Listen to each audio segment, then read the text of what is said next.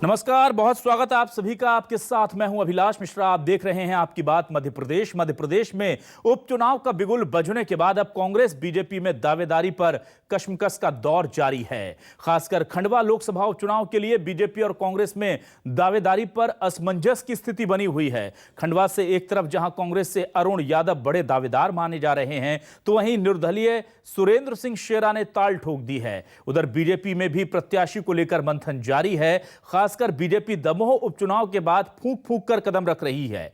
उधर दावेदारी पर मचे घमासान के बीच दोनों ही दलों में सियासी बयानबाजी तेज हो चुकी है। इस उपचुनाव की जंग को अब सियासत के असमंजस के रंग में फिलहाल हम पकता हुआ देख रहे हैं और अब देखना है कि क्या आगे इसमें तरक्की होती है, क्योंकि टिकट को लेकर के यह चीज दमोह उपचुनाव के बाद बीजेपी समझ चुकी है कि जरा सी चूक हुई, सावधानी हटी और दुर्घटना घटी। और ऐसा ही कुछ कांग्रेस के साथ भी है। आज इसी पर करेंगे आपकी बात।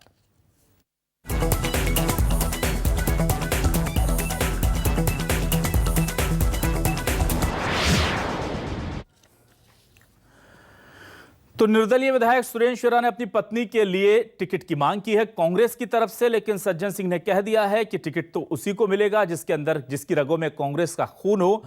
लेकिन एक चीज तय है कि असमंजस अभी भी बरकरार है कांग्रेस के अंदर की सियासत पर। सुनिए ये बयान। अरुण यादव के बारे में कहा गया है कि अरुण यादव यदि लड़ना चाहते हैं तो उनके लिए बिल्कुल कांग्रेस के दरवाजे पहले भी खुले थे, आज भी खुले। और मैं समझता हूँ कि एक अच्छा उम्मीदवार अरुण यादव के रूप में हमारे पास। मतलब मान ले कि खंडवा से अरुण यादव चुनाव लड़े? नहीं, मान ले नहीं, मोटा चारों उम्मीदवार तय है। कमलनाथ जी 2 तारीख को भोपाल आ रहे हैं और हो सकता है वो हाईकमान की मोहर लगा के सूची लेके 2 अक्टूबर को। अरुण भाई यादव भी अच्छे व्यक्ति हो सकते हैं, लेकिन सतत लोगों से मिलने में नहीं मिलते हैं। वो अभी मुलाकात नहीं करते। चुनाव के टाइम में मिलना और होमवर्क स्ट्रांग करना, एग्जाम के टाइम में पढ़ाई करके परीक्षा देना और पूरे साल होमवर्क करके तैयारी करने में बहुत जमीन आसमान का फर्क है। उधर बीजेपी और कांग्रेस में भी उपचुनाव को लेकर बयानबाजी चल रही है। सुनिए क्या कहा है। आने वाले उपचुनाव की भिन्न भिन्न सीटें उलझी हुई है। खंडवा का ताजा उदाहरण अगर हम देखते हैं तो पाते हैं कि वहां अरुण यादव जी का गुट अपनी अलग तैयारी कर रहा है। उन्होंने बिना टिकट मिले ही चुनाव प्रचार प्रारंभ कर दिया है। वहीं कांग्रेस समर्थित निर्दलीय विधायक श्री सुरेंद्र सिंह शेरा जी भी अपनी श्रीमती जी के लिए ताल ठोक चुके और उन्होंने कह दिया है कि कांग्रेस अगर टिकट देगा तो उन्हें ही देगा। वास्तविक में मध्य प्रदेश में कांग्रेस की स्थिति बहुत खराब है। यहाँ पर छत्रपों में बटी हुई कांग्रेस, गुटियों राजनीति में बटी हुई कांग्रेस, जहाँ पर ये फलाने गुट का, वह दिगाने गुट का, यह जो है अरुण यादव जी के गुट का, वह दिग्विजय सिंह के गुट का, यहाँ गुटके चल रहे हैं। देखिए, कोई घमासान नहीं है। मिल के लड़ेंगे और पूरी तैयारी है, चुनाव जीतेंगे। और ये चुनाव प्रदेश की जनता लड़ेगी। जिन क्षेत्रों में चुनाव हो रहा है वहाँ की जनता बेतहासा परेशान है महंगाई, बेरोजगारी, भ्रष्टाचार से। छोटे छोटे काम नहीं हो रहे, बिना लिए दे काम नहीं हो रहे हैं और लूट खसोट मची हुई है। जिन योजनाओं का इन्होंने बड़ी बड़ी बातें की थी, उन योजनाओं का गरीबों को, किसानों को, मजदूरों को लाभ नहीं मिल रहा। तो नंद कुमार चौहान के निधन से खाली हुई है खंडवा लोकसभा सीट और वहां का गणित हम आपको बहुत आसान शब्दों में समझाते हैं। मध्य प्रदेश की सियासत को जो नहीं समझता वो भी समझेगा। सिंपल सी बात यह है कि बीजेपी में एक बड़ा पक्ष चाहता है, बड़ा वर्ग चाहता है, बड़ा गुट चाहता है कि नंद कुमार चौहान के बेटे को यह टिकट दे दिया जाए, ताकि परंपरागत तौर पर बीजेपी का वोट बैंक जो है वो नंद कुमार चौहान के परिवार के साथ जुड़ा रहे, सहानुभूति का फैक्टर भी उनके साथ जुड़ा रहे और पार्टी की तरफ से नंद कुमार चौहान के जो अथक काम थे, समर्पण था, उसके प्रति एक श्रद्धांजलि भी हो जाए। लेकिन एक दूसरा गुट है जो कि अर्चना चिटनिस जैसे दूसरे नेताओं को तवज्जो देना चाहता है, क्योंकि अर्चना चिटनिस जो है वो चाहती हैं कि उन्हें टिकट मिले और जाहिर सी बात है कि जिस कद की वो हैं, जिस पद की वो रही हैं, कई बार मंत्री रही हैं, बहुत लंबा अनुभव है, बड़ी डिसिप्लिन वर्कर मानी जाती हैं पार्टी की। और शिवराज सिंह चौहान से भी उनकी अच्छी बनती है, संघ से भी उनको कोई गुरेज, किसी को संघ में भी उनसे नहीं है, उनका एक अलग धड़ा है। लेकिन इस बीच में एक और सरप्राइज फैक्टर निकलकर सामने आ रहा है, उस पर भी हम बात करेंगे। फिलहाल सवाल ले लेते हैं और देखते हैं क्या आज न्यूज़ 24 मध्य प्रदेश छत्तीसगढ़ के सवाल। खंडवा में लोकसभा उपचुनाव का समर, जिताऊ दावेदारों पर नजर। कांग्रेस से शेरा की दहाड़, अरुण यादव भी सबसे बड़े दावेदार। दमोह के अनुभव से बीजेपी अलर्ट, उम्मीदवारों के चयन पर बेहद सतर्क। एमपी में उपचुनाव को लेकर कश्मकश, बीजेपी कांग्रेस में दावेदारों पर असमंजस। हमारे साथ दो खास मेहमान जुड़ चुके हैं। बीजेपी से वरिष्ठ नेता प्रवक्ता आशीष अग्रवाल जी जुड़ चुके हैं। आशीष जी, बहुत स्वागत है आपका न्यूज़ 24 मध्य प्रदेश छत्तीसगढ़ पर। और हमारे साथ कांग्रेस के वरिष्ठ नेता जेपी धनोपिया जी जुड़ चुके हैं। जेपी धनोपिया जी, बहुत स्वागत है आपका न्यूज़ 24 मध्य प्रदेश छत्तीसगढ़ पर। सबसे पहले मैं आता हूं आशीष जी आपके पास। क्या लग रहा है सर, उपचुनाव की तैयारियों को लेकर के अब औपचारिक घोषणा तो हो गई है, आप लोगों की तैयारी कैसी है और टिकट को लेकर कब तक जो असमंजस है वो दूर हो जाएगा? देखिए अभिलाष जी, सर्वप्रथम तो चुनाव आने के बाद तैयारी करनी है।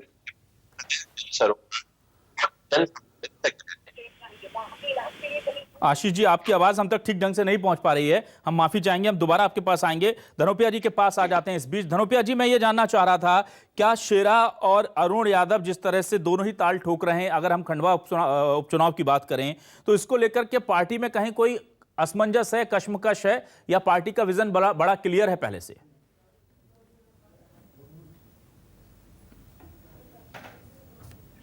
उनके द्वारा जो निर्णय दिया जाएगा वही फाइनल होगा। कौन कौन व्यक्ति ताल ठोक रहे हैं, कौन कौन टिकट मांग रहे हैं, कौन कौन चुनाव लड़ना चाहते हैं, कौन क्या कर रहे हैं, ये सारी बातें राजनीति के क्षेत्रों में बहुत अहम होती हैं। इनका कोई मतलब ऐसा रूटीन है कि हमेशा हर आदमी राजनीति में वो चुनाव लड़ना चाहता है, जो सक्रिय भाग लेना चाहता है, काम करना चाहता है। लेकिन मैं समझता हूँ उम्मीदवार का फैसला तो आदरणीय हाईकमांड के द्वारा किया जाएगा, और उसके लिए मैं समझता हूँ कि आदरणीय कमलनाथ जी हमारे राष्ट्रीय अध्यक्ष श्रीमती सोनिया गांधी से चर्चा करके, हमारे राष्ट्रीय महासचिव प्रभारी मध्य प्रदेश चर्चा करके निर्णय करेंगे और बहुत जल्दी घोषणा हो जाएगी। क्योंकि चुनावी घोषणा हो चुकी है तो उम्मीदवारी घोषणा होना स्वाभाविक है, वो जल्दी होगी।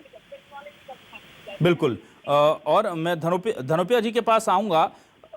आशीष जी हमारे साथ जुड़ चुके हैं। आशीष जी, क्या आप जो बता रहे थे कि कब तक टिकटों के बंटवारे को लेकर स्थिति साफ हो जाएगी और कितना इंतजार करना पड़ेगा, और इस बार क्या दमोह फैक्टर जो है उस पर विशेष ध्यान रखा जाएगा कि कहीं से कोई असंतोष भीतरी ना हो?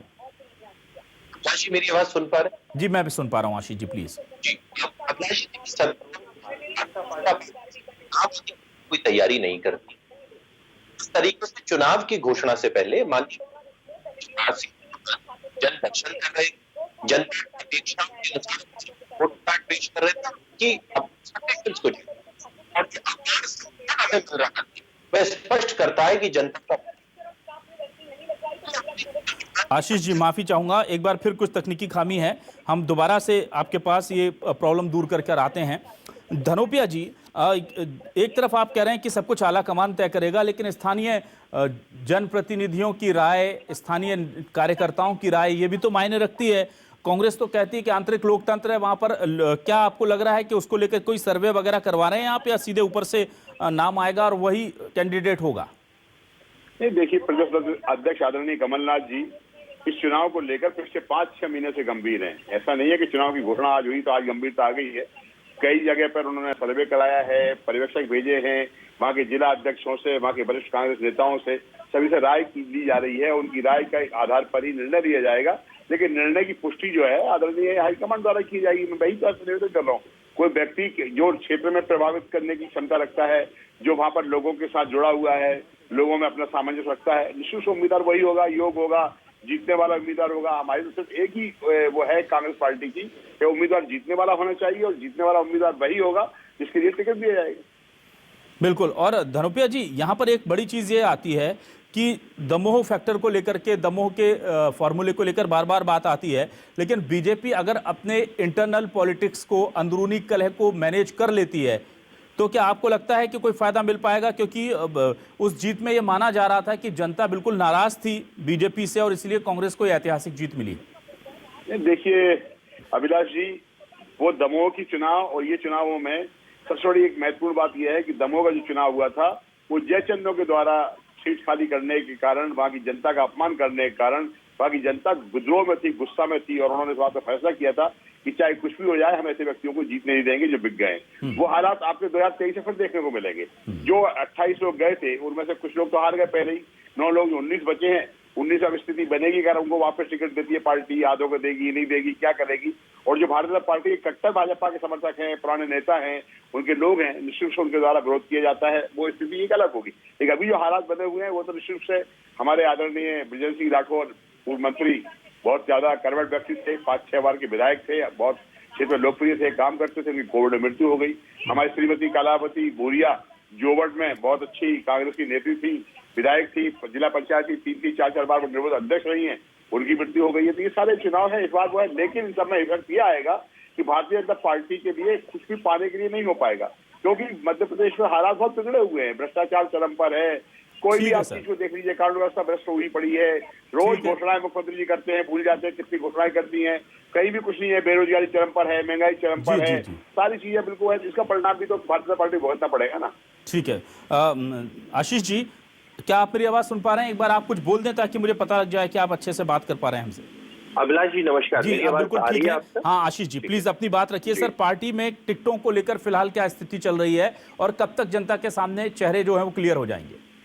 देखिए, भाजपा में टिकट घोषित करना या किस कार्यकर्ता के लिए क्या काम तय करना कभी कोई बहुत विस्मयकारी विषय नहीं रहा है। ये तो सामूहिक नेतृत्व से चलने वाला दल है जहां पर सब अपनी अपनी दावेदारी करते हैं, परंतु संगठन जिस कार्यकर्ता को तय कर देता है उसे जिताने के महायज्ञ में सब अपनी आहुति को डालते हुए नजर आते हैं। तो ये जो समस्या है वो कांग्रेसियों के साथ होती है। तो भारतीय जनता पार्टी बहुत जल्दी एक योग्य उम्मीदवार इन चारों सीटों पे उतारेगी। मैं आदरणीय बड़े भाई धनोपिया जी को सुन रहा था तो मुझे वो शेर याद आता है कि तुम्हारे पांव के नीचे जमीन नहीं है और कमाल ये है फिर भी तुम्हें यकीन नहीं है। तो कमलनाथ कहाँ है, अभी तक ये जवाब कांग्रेसी नहीं दे पाए। दिग्विजय सिंह जो कहते हैं कि जहां पर खड़े होते हैं वहीं पर वोट कटने लगते हैं, उनके नेतृत्व में पूरा कांग्रेस का संगठन चल रहा है। जो मिस्टर बंटा दहार हैं और उमंग सिंगार जो इनके स्वयं मंत्री थे, उनके शब्दों में ब्लैकमेलर है, शराब माफिया है, रेत माफिया है। अब अगर इस अलोकप्रिय चेहरे के साथ और 15 माह की जो काली कमलनाथ सरकार है जिसमें किसानों का कर्ज माफ नहीं हुआ, बेरोजगारों को भत्ता नहीं मिला, सिर्फ भ्रष्टाचार और ट्रांसफर उद्योग चल रहा था, उसके चलते अगर कांग्रेसी अपना चुनाव लड़ना चाहते हैं तो मुझे लगता है कि इनको मैं बधाई देता हूं। दमोह की हम जिक्र बहुत करते हैं, परंतु उससे पहले 28 उपचुनाव भी हुए थे और 28 उपचुनावों में 2/3 सीटों से मध्य प्रदेश की जनता ने अपना मूड तय कर दिया था। अरे ये बिके हुए लोग, ये जयचंद, कांग्रेस के जो जितने भी दावे थे, मध्य प्रदेश की जनता ने 2/3 सीटों से कांग्रेसियों को हरा के ये तय कर दिया था कि 15 माह की इनकी सरकार मध्य प्रदेश को अस्वीकार है। तो आज भी उन चुनावों में वही विषय है। 20 मार्च 2020 से जब से शिवराज सिंह जी ने सरकार संभाली है, जिस कुशलता से दोनों कोविड लहरों का प्रबंधन किया है, जितनी बंद पड़ी योजनाओं को प्रारंभ किया है और उसके बाद हर विशेष वर्ग के लिए, चाहे पिछड़े वर्ग के लिए 27% आरक्षण को लागू करना हो, सामान्य वर्ग की चिंता के लिए आयोग बनाना हो, जनजातीय समाज के लिए लंबी फहरिस्त है आशीष जी। आशीष जी देखिए, काम तो बिल्कुल किए हैं और ये काम दमोह के वक्त भी किए थे, लेकिन वहां पर एक मुझे ऐसा लगता है कि हिट विकेट हो गए थे। तो क्या उस तरह की गलतियों की पुनरावृत्ति ना हो, इसको लेकर के पार्टी सजग है इस बार? और क्या हम देखेंगे कि अपनी गलतियों से ना नुकसान हो जाए? देखिए, भारतीय जनता पार्टी अपनी जीत से भी सीखती है और हार से भी सीखती है। हमारे अंदर सदैव समीक्षा चलती है और इसी समीक्षा के कारण हम कभी 2 लोकसभा की सीटों से आज 400 लोकसभा सीटों तक का रास्ता सफर तय करने के कगार पर है। तो निश्चित ही हमें हार भी सिखाती है और जीत के बाद क्या कमी रह गई हम इस पर भी विचार करते हैं। ये हमारी संगठन की पद्धति और चलती रहेगी। ठीक है धनोपिया जी, ये बड़े गंभीर आरोप लग रहे हैं। कमलनाथ जी कहाँ, ये पता नहीं है। दिग्विजय सिंह के नेतृत्व में सारा चुनाव हो रहा है और दिग्विजय सिंह तो जहां जाते हैं वहां पर जो दूसरे शब्दों का इस्तेमाल कर रहे हैं, आप सुन ही रहे हैं। इसे लेकर क्या कहेंगे सर? देखिए, आशीष अग्रवाल जी बहुत विद्वान प्रवक्ता हैं, लेकिन हमारे कामों की तारीफ कर रहे हैं। 27% आरक्षण अभी कमलनाथ जी ने दिया, आपके सामने है। किसानों का कर्जा कमलनाथ जी ने माफ किया, 26 लाख किसानों का विधानसभा में रिकॉर्ड पर है। लोगों की पेंशन राशि बढ़ाई, रिकॉर्ड पर है। पुजारियों के मानदेय बढ़ाए, राष्ट्र के रिकॉर्ड पर है। और जो सबसे बड़ी इंपॉर्टेंट बात थी वो कि इस प्रदेश के अंदर 100 रुपए में 100 यूनिट बिजली पूरे लोगों को पूरे प्रदेश के अंदर थी। सारे के सारे जो काम किए, कांग्रेस पार्टी ने 15 महीने में इतने काम किए हैं कि 15 साल में नहीं कर पाए। आज मुझे खुशी है कि उन कामों को रिपीट कर रहे हैं। हमने किए तो जनता फैसला करेगी किसने किए। आप कहिए आपने किए, हमने किए, जनता को मालूम है किसने किया। मार्च 2019 के अंदर जो स्थिति बनी थी आपके सामने है, आज जो हालात है वो आपके सामने है। 28 चुनाव जो हुए थे वो परिस्थितियां बहुत अलग थी। उसमें सरकार गिड़गिड़ा रही थी, आदरणीय शिवराज सिंह चौहान गिड़गिड़ा रहे थे, घूम रहे थे, भैया झोला उठा के जाना पड़ेगा अगर हम नहीं जीते तो सारी की सारी चीजें बहुत अलग थी। और उसका परिणाम आपने दमोह में देखिए। वही कह रहा हूँ, जयचंदों का जो चुनाव होगा ना 2023 में होगा। अभी जो चुनाव हो रहा है बाई बर्च्यू ऑफ वैकेंसी हो रहे हैं, डेथ हो गई है लोगों की, निःशुल्क स्वाभाविक प्रक्रिया है, खंडवा हो, रहेगांव हो, चाहे पृथ्वीपुर हो, चाहे आपका जोबट हो। तो यहाँ के चुनाव की ये जनता के लिए, इस बात के लिए होंगे कि वो लोग जो काम करते थे अच्छा करते थे या नहीं करते थे। और मध्यप्रदेश सरकार लेकिन धनोपिया जी, यहाँ तो उल्टा नजर आ रहा है ना। यहाँ पर तो हम देख रहे हैं कि जिस तरह से शिवराज जी और अरुण यादव जी दोनों ताल ठोक रहे हैं, तो हमें तो लग रहा है कि दमोह जैसे हालात कहीं कांग्रेस के खंडवा में ना हो जाएं। क्या लग रहा है आपको? नहीं, ऐसा कुछ नहीं है। अरुण यादव जी पूर्व केंद्रीय राज्य मंत्री रहे हैं, 2 बार लोकसभा और खंडवा से ही सांसद रहे हुए हैं, प्रदेश कांग्रेस कमेटी के अध्यक्ष रहे हैं, बहुत वरिष्ठ नेता हैं, बहुत अनुभवी हैं, बहुत मिलनसार व्यक्ति हैं। और निशुल्क शेरा हमारे कांग्रेस पार्टी के समर्थित हैं, वो निर्दलीय विधायक है, कांग्रेस की पृष्ठभूमि रही है, लेकिन फैसला तो हाईकमान को करना है ना। सिर्फ मेरे कहने के मुझे कैंडिडेट बना दीजिए तो कोई निर्णय नहीं हो जाएगा ना। इसलिए मान के चलिए कि अरुण यादव जी बहुत अच्छे उम्मीदवार है, कोई दूसरा आदमी उम्मीदवार आएगा तो उसकी मेरिट अगर अरुण यादव जी अच्छी होंगी तो आएगा, वरना अरुण यादव जी के बारे में कोई अभी टिकट फाइनल नहीं है। लेकिन आज 99% लोगों की, ये वहां के क्षेत्र के लोगों की मांग है। सज्जन सिंह वर्मा भी यही कह रहे थे कि मोटे तौर पर हमें लगता है क्योंकि वो योग्य उम्मीदवार हैं और ये ऐसा होना भी चाहिए। लेकिन आशीष जी, क्या ऐसा नहीं है कि खंडवा में पेच फंसा हुआ है क्योंकि वहां पर भी भीतरघात का डर है? और मैं सीधे शब्दों में कहूं तो एक अर्चना चिटनिस जी को पसंद करने वाला खेमा है, एक नंद कुमार चौहान के परिवार को आगे बढ़ाना कोई खेमा चाहता है, और इस बीच में क्या किसी तीसरे विकल्प को वहां पर बीजेपी तलाश सकती है? क्या कोई सरप्राइज बीजेपी खंडवा में ला सकती है? इसकी आशंकाएं हैं, आशंका या कयास हैं, जो भी कह लीजिए। देखिए अभिलाष जी, पावर सेंटर्स, खेमे, गुट भारतीय जनता पार्टी की संस्कृति नहीं है। और राष्ट्रीय स्तर पर आप देखें, गुजरात में जो परिवर्तन हुआ, उत्तराखंड में जो परिवर्तन हुआ, कर्नाटक में जो परिवर्तन हुआ, जितने स्मूथली हमारे यहाँ हुए, वो स्पष्ट इस बात को दर्शाते हैं कि हमारे यहाँ कोई व्यक्ति विशेष की अहम भूमिका नहीं होती, संगठन सर्वोपरि होता है। तो ये सब जितने भी नाम है वो भारतीय जनता पार्टी के कार्यकर्ता हैं, सब दौड़ में है। परंतु दोबारा दोहराता हूँ, संगठन जिस पर मोहर लगाएगा, बाद बाकी सब लोग आपको उसके लिए प्रचार करते हुए दिखेंगे। अब बात हो रही थी कि देखिए कांग्रेस में अरुण यादव जी बहुत काबिल चेहरा है, तो मुझे लगता है कि काबिलियत और कांग्रेस का तो दूर दूर तक का कोई नाता नहीं है। अगर ऐसा होता तो हेमंत विश्व शर्मा, सचिन पायलट हैं और कांग्रेस के जितने भी अभी युवा तुर्क हैं वो परेशान क्यों होते? तो कांग्रेस तो निश्चित ही कुछ ऐसा दाव चलेगी जिसमें कांग्रेस के गुट सत्ते हुए दिखाई दिखेंगे। अरुण यादव जी ने कांग्रेस या कमलनाथ जी के द्वारा जब गोडसे के पुजारी को उन्होंने शामिल किया तो आपत्ति उठाई थी। तो मुझे नहीं लगता कि अरुण यादव जी को कमलनाथ स्वीकार कर पाएंगे। और अभी जो राहुल गांधी, सोनिया गांधी जी हैं, वो कमलनाथ जी के इशारे पर ही चलना चाहते हैं। तो अरुण यादव जी तो नहीं, जो होगा वो कोई और होगा, क्योंकि इससे कांग्रेस के समीकरण बिगड़ जाएंगे। परंतु मुझे ये लगता है कि बहुत स्वागत करता हूं मैं आदरणीय धनोपिया जी का। ये चुनाव अगर विकासवाद पे होते हैं, 15 महीने की कमलनाथ सरकार ने क्या किया और भारतीय जनता पार्टी की सरकार ने मार्च 2020 के बाद क्या किया, इस पे होता है तो मुझे लगता है हम स्वागत करेंगे। और भारतीय जनता पार्टी जब से 2014 से आई है केंद्र में, हमने तो ये सदैव प्रयास किया है पॉलिटिक्स ऑफ डेवलपमेंट पे जोर हो। तो मुझे शुभकामनाएं मैं कांग्रेसियों को देता हूं कि वे आए, 15 महीने के अपने काम बताएं, हम अपनी सरकार के काम बताएंगे और तय जनता को करने। धनोपिया जी बड़ा गंभीर और सीधा सीधा चुनौती चैलेंज दे रहे हैं आशीष जी की विकास पर बात होगी तो फिर बीजेपी भारी पड़ेगी। 15 महीने आपके और यहाँ पर 1.5-2 साल जो भी आप गिन लीजिए, ये कोरोना काल होने के बावजूद क्या लगता है आपको, वाकई में बहुत ज्यादा लंबी फहरिस्त है क्या बीजेपी के पास गिनाने के लिए? कुछ भी नहीं है। भ्रष्टाचार और घोषणाएं, 2 चीजें इनके पास है, इसके अलावा क्या है? 15 साल पहले सत्ता में रहे हैं, आज भी आदरणीय मुख्यमंत्री जी जाते हैं तो घोषणा करके आते हैं, मैं तहसील बना दूंगा, इसके स्मार्ट सिटी बना दूंगा या पुल बना दूंगा। 15 सालों में क्या किया था आपने भाई? अभी 1.5 साल में आपने क्या कर दिया है? कुछ भी नहीं है इनके करने के लिए। इनके पास में विकास की बातें करते हैं, एक स्वाभाविक प्रक्रिया है। कोई बच्चा पैदा होता है तो वक्त के साथ बड़ा होता है, कद बढ़ता है, वही हालत है। मध्य प्रदेश की स्थिति आपको मालूम है, जब आदरणीय दिग्विजय सिंह जी मुख्यमंत्री थे मध्य प्रदेश में तो कुछ 33,000 करोड़ का कर्ज था, आज 2,75,000 करोड़ का कर्ज है। तनख्वाह बांटने को हर महीने लोन लेना पड़ता है, कर्जा लेती है सरकार, कर्ज में गले गले की डूबी हुई है। और इनके पास ही कहते हैं ना हमारा सब पावर सेक्टर नहीं, ये नहीं है, वही है। आदरणीय मैं अग्रवाल जी को कहना चाहता हूँ आशीष भाई, पर आपके धाम दो, हमारे दो और हम सबका मालिक नागपुर। ये है आपका सेटअप, इसके अलावा कुछ नहीं है आपके यहाँ पर। इन सब बातों को भूल जाइए, वक्त के साथ चलिए, जनता को फैसला करने दीजिए। मैं आपको बताना चाहता हूँ, मध्य प्रदेश में विकास नहीं है, विनाश चल रहा है, भ्रष्टाचार चल रहा है, दलितों के साथ अत्याचार चल रहे हैं, अत्याचार चल रहे हैं, गरीबों के साथ अत्याचार चल रहे हैं, ट्रक से खींच के दलितों को मारा जाता है, ठीक है, महिलाओं के साथ बलात्कार होता है, आंखें फोड़ दी जाती है बलात्कारियों के साथ, और कोई नहीं होता है। ठीक है धनोपिया जी, आशीष जी मैं एक सवाल करना चाहूंगा और ये सवाल बहुत गंभीर है और चूंकि आप बहुत सुलझे हुए नेता हैं तो मुझे पता है आप अच्छा जवाब देंगे, इसलिए मैं ये सवाल आपसे कर रहा हूं। मेरा बहुत सिंपल और सीधा सा सवाल ये है, जो मैं अगर दर्शक की हैसियत से सोचूं देखूं तो 15 साल बीजेपी की सत्ता रही, शिवराज सिंह चौहान उसमें प्रमुख तौर पर सीएम रहे लंबे समय तक, फिर जनता ने कांग्रेस को मौका दिया और एक इंसिडेंट होता है जिसमें जनता इन्वॉल्व नहीं होती है और बीजेपी सरकार में आती है, उपचुनाव होते हैं, फिर उपचुनावों में आप लोगों को और समर्थन मिल गया और सरकार में है। लेकिन ये जो फैक्टर ऑफ इनकम्बेंसी जिसे लोकतंत्र में कहा जाता है, आपको लगता है क्या वो 1.5 साल में खत्म हो गया होगा और फिर से जनता 5 सालों के लिए, यानी कि अगले 20 मतलब कुल मिलाकर के एक 20 साल का स्पान, एक पीढ़ी जिसे हम कहते हैं, पूरी एक पीढ़ी, क्या आपको लगता है मध्य प्रदेश की जनता सीएम शिवराज सिंह चौहान या बीजेपी को देने को तैयार हो जाएगी? ये कॉन्फिडेंस, इतना बड़ा कॉन्फिडेंस आपको है?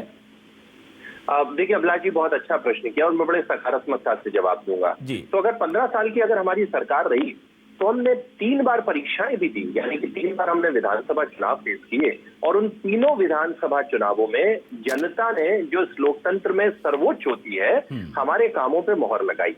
इस देश में जब 2003 से 2014 तक एक बार राज्य सरकारें आती थी और दूसरी बार गिर जाती थी एंटी इनकम्बेंसी के कारण, अगर 3 बार अगर हमने सरकार में रिपीट हुए, निश्चित ही हमारे कामों में दम था और जनता ने इसको स्वीकारा। अब हमने बात की कि लास्ट विधानसभा चुनावों की, तो उसमें जनता ने पहली बार स्पष्ट मैंडेट नहीं दिया। कांग्रेस, यहाँ पे मैं थोड़ी सी सुधार करूंगा, कांग्रेस को मैंडेट नहीं मिला था, ये मत प्रतिशत में हम ज्यादा थे और ये 2-3 सीटों पे हमसे अधिक थे, तभी तो इन्होंने बैसाखियों पे टूटी फूटी सरकार बनाई। इन्होंने बीएसपी को शामिल किया, इन्होंने एसपी को शामिल किया, इन्होंने निर्दलीयों को शामिल किया, परंतु जो इन्होंने झूठ और भ्रम का वातावरण फैलाया, उन मूल वादों को जब इन्होंने पूरा नहीं किया तो इनके साथी इनसे बिखर गए और जब साथी बिखर गए और मध्य प्रदेश अस्थिर हो गया तो हमने निर्णय लिया हम सरकार बनाएंगे। परंतु इस सरकार में नैतिकता और संवैधानिकता दोष है, क्योंकि 28 उपचुनावों में मध्य प्रदेश की जनता का रेफरेंडम हम लेकर आए हैं और मध्य प्रदेश की जनता ने 28 उपचुनावों को 2/3 सीटों से हमें जिताकर ये तय किया कि मध्य प्रदेश की जनता को वो टूटी फूटी वादा खिलाफ सरकार नहीं चाहिए, शिवराज सिंह जी के चौहान पर चलने वाली सरकार चाहिए। और अब जब एक बार वापस से एक छोटी परीक्षा का तकाजा है तो हम जनता के बीच अपना रिपोर्ट कार्ड लेकर जाना चाहते हैं। मैं तो चाहता हूं कि कांग्रेस ही जाए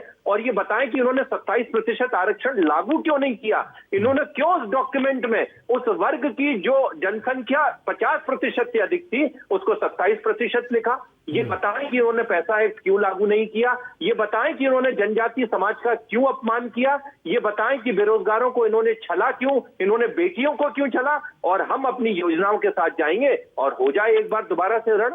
ठीक है जेपी धनोपिया जी, 15 महीने के जो कार्यकाल थे वो तो देखिए पीछे छूट गए हैं, जाहिर सी बात है। उन 15 महीनों में आपने जो किया, क्या वही कार्यकालों की उपलब्धि, उस कार्यकाल की उपलब्धि लेकर के आप जनता के बीच जा रहे हैं, या उस कार्यकाल की उपलब्धि प्लस बीजेपी के इस शासन की जो विफलताएं हैं इनका कॉम्बिनेशन बना करके जनता के बीच में जाएंगे? और मुद्दे कौन से होंगे सर आपके? देखिए अभिलाष जी, 3 बातें बहुत महत्वपूर्ण हैं। 15 साल में जो मध्य प्रदेश को भारतीय जनता पार्टी ने बर्बाद किया था, कगार पर खड़ा किया था, वो सारी चीज जनता के सामने है।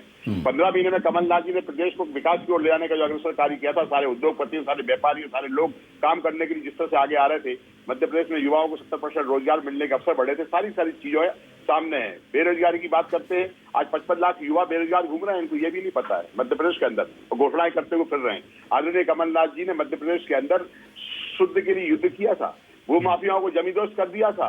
कमलनाथ जी के कार्यकाल में सारे भागते फिरते थे, भ्रष्टाचार नहीं, अधिकारी सरकार नहीं चलाते थे, कमलनाथ जी सरकार चलाते थे, आज अधिकारी सरकार चलाते हैं। जनता तो समझ रही है। भ्रष्टाचार तो देखिए, महंगाई तो देखिए कहाँ का पहुंच गया है। एक पेट्रोल और डीजल के दाम देख लीजिए, आप गैस सिलेंडर का दाम देख लीजिए। ये आदरणीय हमारे प्रधानमंत्री जी बोलते थे हम आपको सिलेंडर मुफ्त देंगे, कहाँ गया मुफ्त सिलेंडर, लोगों के घर में दूर खाने पड़े हुए हैं। आज हालात इतने बुरे हो चुके हैं, न 15 लाख रुपए दिए, न 2 करोड़ लोगों को रोजगार दिए, बल्कि 2 करोड़ लोगों का आज तो 15 करोड़ लोगों की नौकरियां चली गई हैं और बेरोजगारी के बाद मध्य प्रदेश और देश के अंदर आबादी बर्बाद हो चुकी है। ठीक है आशीष जी, बिल्कुल वक्त कम है, आप लेकिन जवाब जरूर दीजिएगा। वक्त कम है, थोड़ा संक्षेप में मैं चाहूंगा, और साथ ही साथ एक सवाल मैं ये भी करना चाहूंगा कि फैक्टर ऑफ इनकम्बेंसी का माफ कीजिएगा, अगर मैं सिंपैथी फैक्टर की बात करूं तो खंडवा लोकसभा सीट पर कितना फायदा मिलेगा, और अगर मिलेगा तो क्या यही फायदा दूसरी सीटों पर कांग्रेस को, विधानसभा के उपचुनावों की सीटों पर कांग्रेस को भी मिल सकता है? देखिए, मैं सबसे पहले जो धनोपिया जी 15 साल का लेखा जोखा मांग रहे हैं, मैं उनको दोबारा बताता हूं कि 3 बार जनता ने उसका लेखा जोखा हमारा स्वीकार लिया है। एक बात सुनिए ना, सुन तो लीजिए, शांति से सुनिए। देखिए, मैं अपनी 15 साल की सरकारों का लेखा जोखा आपको सौंप सकता हूँ, परंतु मैं तो आपको वो वाक्य याद दिलाता हूँ कि जब कमलनाथ सरकार ने एक आयोजन रखा था जिसका नाम था मैग्निफिसेंट एमपी। मैग्निफिसेंट एमपी में आप जो इन्वेस्टरों को परोस रहे थे 1.5 लाख किलोमीटर सड़क का जाल, बिजली की भरपूर उपलब्धता और लैंड बैंक, वो किस सरकार ने बनाई थी आप बताएं? तो वो मैग्निफिसेंट एमपी कमलनाथ सरकार की एक आधिकारिक स्वीकारोक्ति थी कि 15 महीने में शिवराज सिंह चौहान की सरकार ने मध्य प्रदेश का रूपरेखा बदली है, इसलिए आप झूठ ना फैलाएं। ठीक है, ठीक है। आप महिला अपराध की बात कर रहे हैं, महिला अपराध में अगर कोई नंबर 1 राज्य है इस देश में तो वो राजस्थान है। आप मध्य प्रदेश को बदनाम करने की साजिश मत रखें। आपने 15 महीने में जो काली कमलनाथ सरकार की थी वो जनता को अभी भी याद है, और जनता अभी भी नहीं भूली है कि किस तरीके से आपने वादा खिलाफी की थी। ये चुनाव आपकी 15 महीने की काली कमलनाथ सरकार और 30 मार्च 2020 से जब से शिवराज सिंह जी चौहान ने गद्दी संभाली है, विकास के चुनाव पर होगा जिसमें आपका नेता खाली दिखाई देगा। आपने वोटों की सरकार को नोटों का, ठीक है, नहीं, लास्ट 10 सेकंड आशीष जी, क्या फैक्टर ऑफ सिंपैथी काम करेगा इस उपचुनाव में, क्या लगता है आपको आशीष जी? देखिए, मैं ऐसा मानता हूं कि जनता परिपक्व है, अब सिर्फ पॉलिटिक्स ऑफ डेवलपमेंट चलती है। जो सरकार, जो नेता, जो दल जनता से किए गए वादों को पूरा करेगा, जनता उसका साथ देगी। कोई सिंपैथी नहीं होती और ना कोई जातिवाद और परिवारवाद चलेगा। ठीक है, बिल्कुल। तो जाहिर सी बात है कि बीजेपी और कांग्रेस दोनों ताल ठोक रहे हैं कि इस बार उपचुनाव में वो जीतेंगे, और आशीष जी और धनोपिया जी दोनों कह रहे हैं कि विकास और विफलताओं के मुद्दे पर चुनाव होगा। लेकिन हम सभी जानते हैं कि ये बातें दीगर होती हैं। चुनाव में जब टिकट बढ़ती है तो सबसे पहले जाति देखी जाती है, चुनाव में जब टिकट बढ़ती है तो सबसे पहले दूसरे फैक्टर देखे जाते हैं, सिंपैथी फैक्टर, बाकी गुटबाजी जो है वो भी चलती ही है, भले ही कोई कितना मना करे। पर हाँ, एक चीज जरूर है कि विकास को लेकर के जनता भी अब जागरूक है और उसे भी नजरअंदाज नहीं किया जा सकता। और जाहिर सी बात है कि इस बार उपचुनावों में मध्य प्रदेश की जनता बहुत सोच समझकर वोट करने जा रही है, और यही वजह है कि कांग्रेस और बीजेपी खुद को असमंजस में पा रही हैं। बहुत बहुत शुक्रिया आशीष अग्रवाल जी हमारे साथ जुड़ने के लिए। जेपी धनोपिया जी, आपका भी बहुत शुक्रिया हमारे साथ वक्त देने के लिए। तमाम दर्शकों का भी शुक्रिया। फिलहाल इस खास डिबेट में बस इतना ही।